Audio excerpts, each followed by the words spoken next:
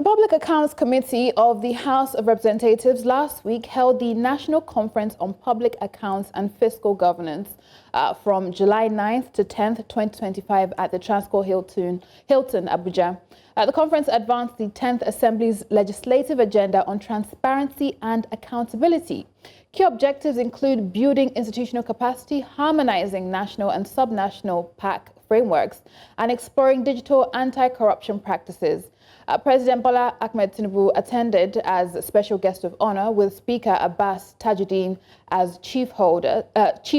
Stakeholders across government, civil society, and development partners participated to foster a more accountable Nigeria. We have joining us now Head Civil Society Coalition on Audit in Nigeria, Olusegun Elemo. Good morning. Great to have you in. Yeah, good morning. Happy to join. Thank you. Yes, great to have you in. And of course, with the tone of the nation right now, with the passing of the former president, let's begin from that before we get into the highlights. Transparency, accountability, we know that's what last year's conference was about.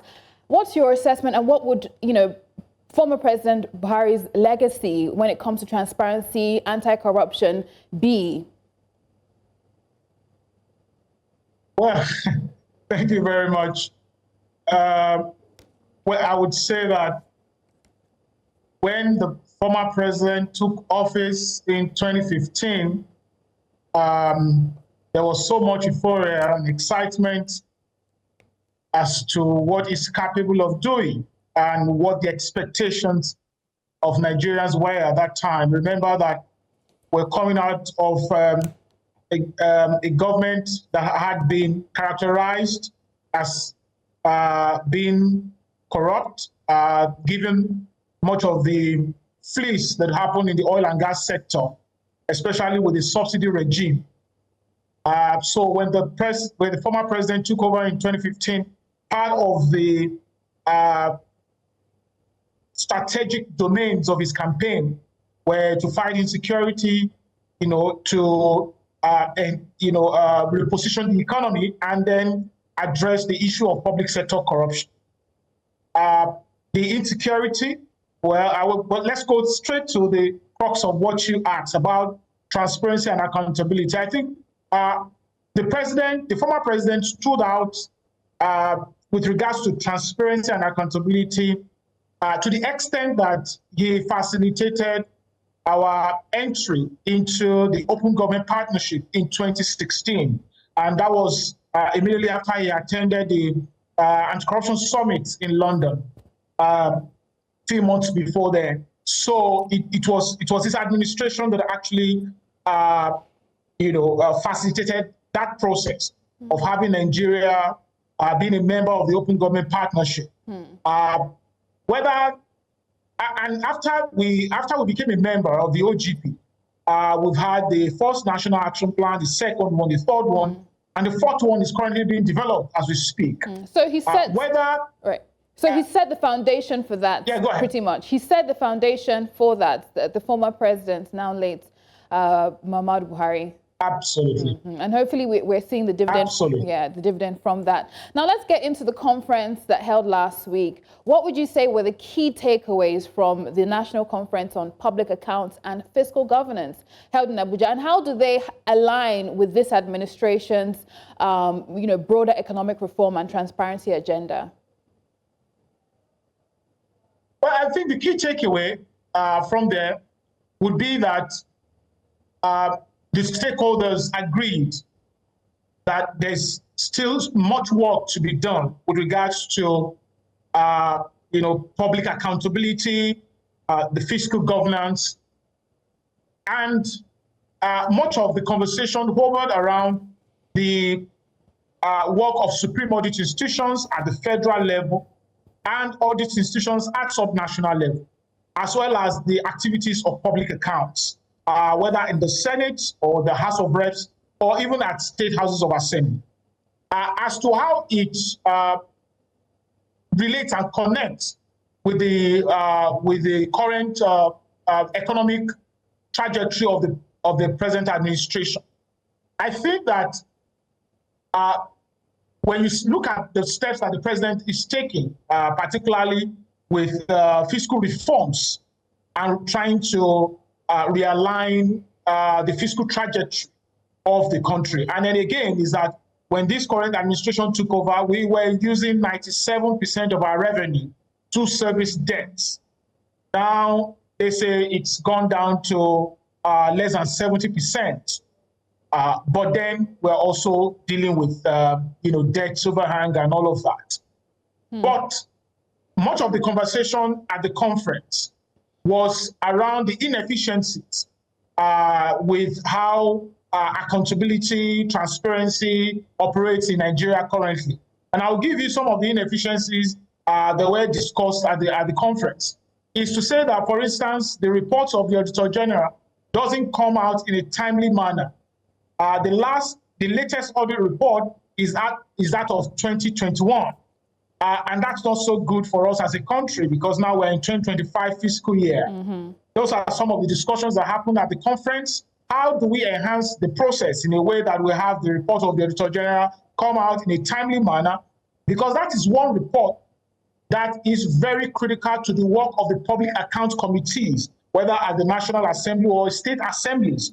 In fact, the committee cannot do anything without having that report submitted to it first. So when that report then comes late, what do you expect the committee to do? Also is the legal framework for public auditing in Nigeria. Much of the discussion at the conference centered around the need to have a modern audit law. Like I said, it is the work of the Auditor General that feeds the activities of public accounts committees. And where the office of the Auditor General, especially at the federal level, is inefficient, is ineffective, owing to the obsoleteness of the legal framework that supports the operation of that office, then it will transfer that same ineffectiveness and inefficiency to the public accounts committees of the Assembly. As such, the bill, the Federal Audit Service bill that has been in Parliament for more than 10 years now, and is currently being worked on by the current 10th Assembly, was also a center of discourse at the conference. And you know that the bill had been passed already by the House of Reps and still waiting concurrence at the Senate.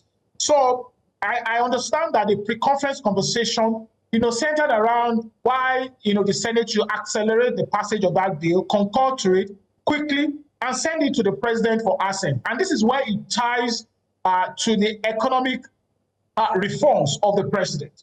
For instance, when you look at, there's so much happening in the monetary policy landscape, but also a lot happening in the fiscal policy landscape. And one of the reforms that is happening, and contemporary now in the life of this administration, is a tax reform that is happening. And the conversation was also that how do we support the government? The government is reshaping the tax landscape, but also how do we ensure that whatever monies are generated from these new tax administration are put to effective use that benefits the ordinary Nigerian on the street. So the call for consolidation there. And as you have pointed out, there's some progress that has been made, but still, quite some way to go. And of course, there have been questions, especially with what we have now with, it's becoming a trend, two budgets running at the same time. And, questions of accountability and budget performance, fiscal discipline, all those questions are coming up. So how crucial is the post-legislative scrutiny to strengthening Nigeria's accountability and budget performance as well? Okay, now when you say post-legislative scrutiny, there is a scrutiny of the budgets when the president presents his proposal to the assembly. There's a scrutiny that goes on there.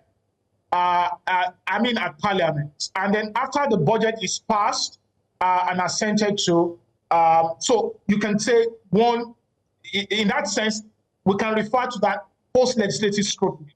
But also is that when the account is submitted by the Auditor General at the end of the fiscal year, when the accounts have been audited and all of that has been done, the public account also is expected to do some scrutiny on the reports of the Auditor General and to identify inefficiencies and see how to address it in such a way that it doesn't come up in subsequent fiscal years. That's also some post-legislative scrutiny activity happening there. And both of it, whether after the budget has been submitted or after the audits have been submitted, I think these post-legislative scrutiny are very crucial to how the budget performs, ultimately to benefit Nigerians. Now, to when the budget was submitted to the Assembly, is that the legislature has the constitutional mandate to look at the proposal of the executive and to see whether it aligns with the priorities of government and the yearnings and aspirations of Nigerians. Recall that these legislators represent different constituencies, and constituencies make demands. As such, they have to make sure that these yearnings and aspirations are represented in the budget. However, the executive has the responsibility of fiscal planning. And to that extent, the executive has the capacity and the resources, both technical and human, to be able to do a proper needs assessment of the country and budgets for it. But the Constitution, in ensuring separation of power and proper oversight, also places the responsibility on the legislature to check what the executive presents and then align it properly and represent it to the head of the executive for us, and who is the president. Once the president assents to the budget, it becomes a law. And you will expect that law be implemented T for T and I for I. And what I mean by that is that the situation where you then have, multiple budgets running concurrently is actually not supposed to be. It's something that is actually very strange to our fiscal ecosystem. And it's becoming a rampant issue, which I don't think we should accommodate. It's becoming so rampant in this administration, and I don't think we should accommodate it.